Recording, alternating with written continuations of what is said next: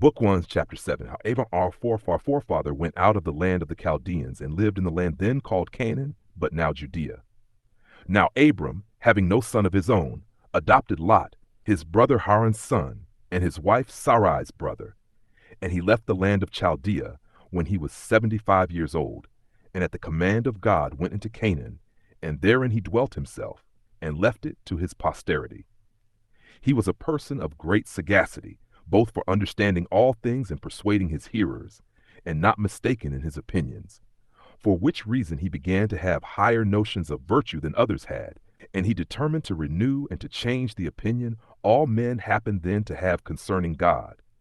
For he was the first that ventured to publish this notion, that there was but one God, the creator of the universe, and that, as to other gods, if they contributed anything to the happiness of men, that each of them afforded it only according to his appointment, and not by their own power.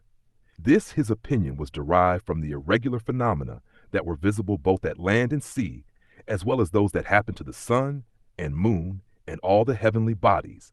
Thus, if, said he, these bodies had power of their own, they would certainly take care of their own regular motions.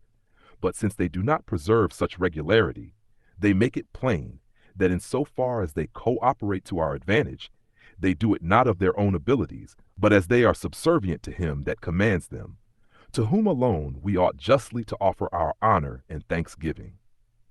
For which doctrines, when the Chaldeans and other people of Mesopotamia raised a tumult against him, he thought fit to leave that country, and at the command and by the assistance of God, he came and lived in the land of Canaan.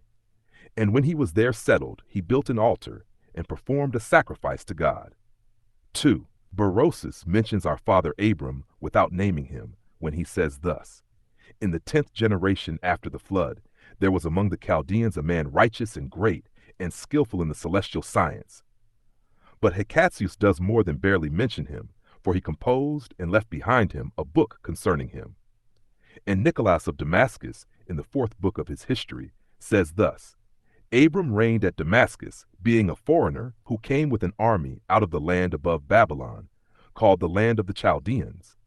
But after a long time he got him up, and removed from that country also with his people, and went into the land then called the land of Canaan, but now the land of Judea, and this when his posterity were become a multitude, as to which posterity of his we relate their history in another work.